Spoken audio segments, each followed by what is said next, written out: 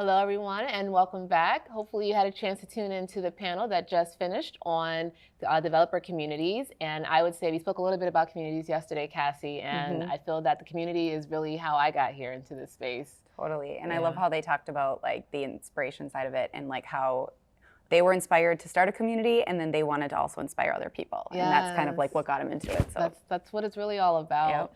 Joining now is one of my most favorite friends in the mixed reality team, the creator and maintainer of StereoKit, Nick Klingensmith. How are you? I'm fantastic. It's been an exciting little event so far. Oh, perfect. I'm so happy to have you here. And so for the folks at home who are tuning in virtually, Nick has delivered 3 awesome StereoKit sessions yesterday in person, and they will be available on demand. However, we invited him here to join us today to actually speak more to what StereoKit is, as well as some new things that he's added. So to start off, Nick, could you let the folks at home know what is StereoKit? All right. So StereoKit is pretty cool. It's a mixed reality library that's based on OpenXR for C#. And I spent a lot of time trying to make sure that this is like a really easy to use sort of thing, and it's just kind of succinct. And even better, it's part of the C# ecosystem, so it's something that C# developers can get comfortable really fast. It works really well with the rest of the tools that you already have available to you, and just makes your life easier from that perspective. It's code first, so it's not for everybody, but if you're a programmer, it's great. Yes, and I would say was it last year or this year we worked together on some videos for StereoKit? Oh yeah, you made some fantastic intro videos for StereoKit. I don't actually remember when that was, but I can't remember they're when. wonderful. All the time is just blurring together. But Cassie, this is your first time learning about StereoKit, right? Yeah, and I haven't seen any of the videos. So what are like kind of like the key features of the API? Like what are my like first things that I'm going to do with it? Yeah, so the big thing is it is specifically for creating a mixed reality application. So if you want to create something that you just have some user interface, you're doing something productive, it's really, really fast to create that sort of experience. It has less of a focus on graphical fidelity like games might want, and more an emphasis on productivity and getting started with an application right away. So it just simplifies a lot of the setup. You don't have to configure things for mixed reality because it's already there for mixed reality. Nice. And just the iteration time is really quick as well because it's a much lighter weight tool. That's cool. So does it have some sort of like templating in it then? Is that kind of what makes it quick to start out? Like you start out with like a template that has like the base things that you need in the project, and then you can kind of build on it from there? Yeah, I have a couple of templates up on the Visual Studio Marketplace that allow you to just get started like right away. It gives you a nice little environment to work in. But the big thing is that like the latest and greatest .NET tools are so good. They're really fast. Like, oh man, .NET Watch is amazing. And StereoKit pairs really well with all of those things. So if you're iterating on desktop, it's like instantaneous. I've even streamlined the HoloLens deploy time. It takes about 20 to 30 seconds, which is pretty great. That's really fast. Yeah, I mean, it's fast. Does it support all .NET versions then, and like .NET Core and like all the latest features and things as well? So I think I originally started with .NET Core 2.0 and up to 6. So those are kind of the range of what I've tested. I've also used .NET Framework. So the library itself is actually a .NET Standard 2.0. So it has a pretty wide range of compatibility. Nice. Okay. Yeah. Cool.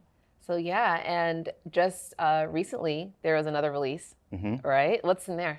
So this was version 0.3.6. And I worked on this one for about 4 months, and it actually contains contributions from at least 9 other different people. So I'm really pleased. Like this was a real community effort. I'm really excited about all of those.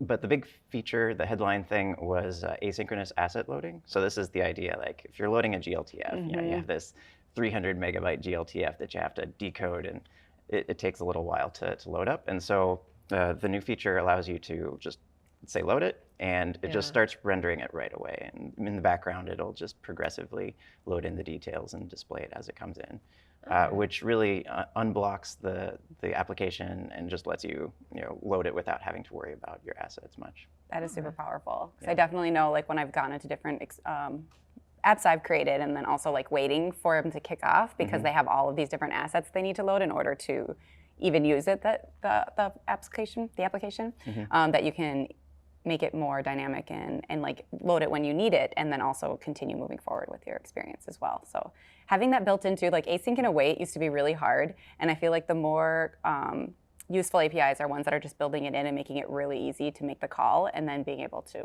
integrate that type of functionality in. Yeah.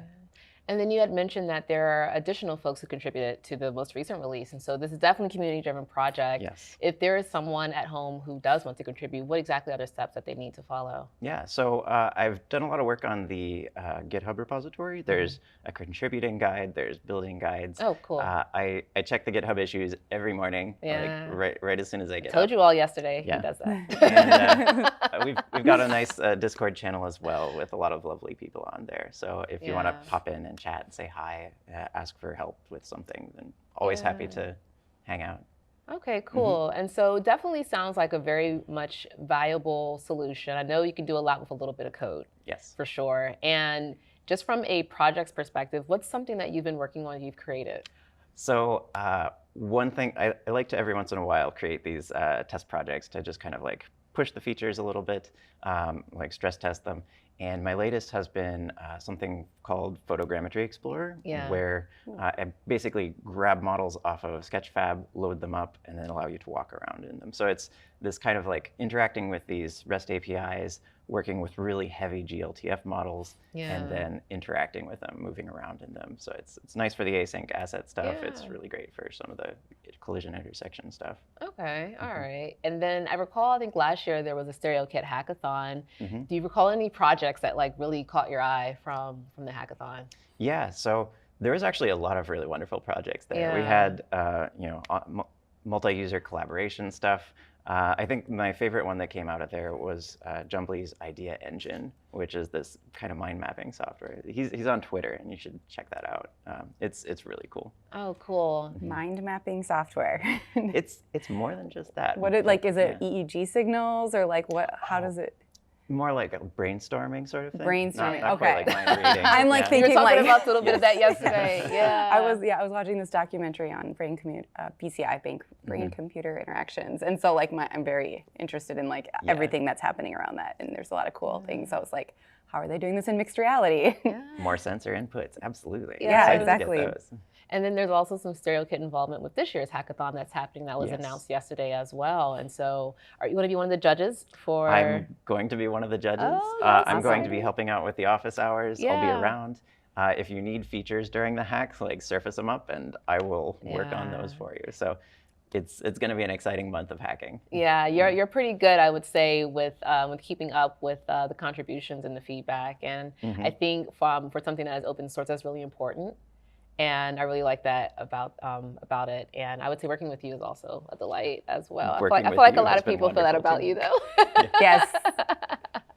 Yes, you're like magical. So yeah. So I would say for those of you interested in StereoKit, documentation is available at StereoKit.net.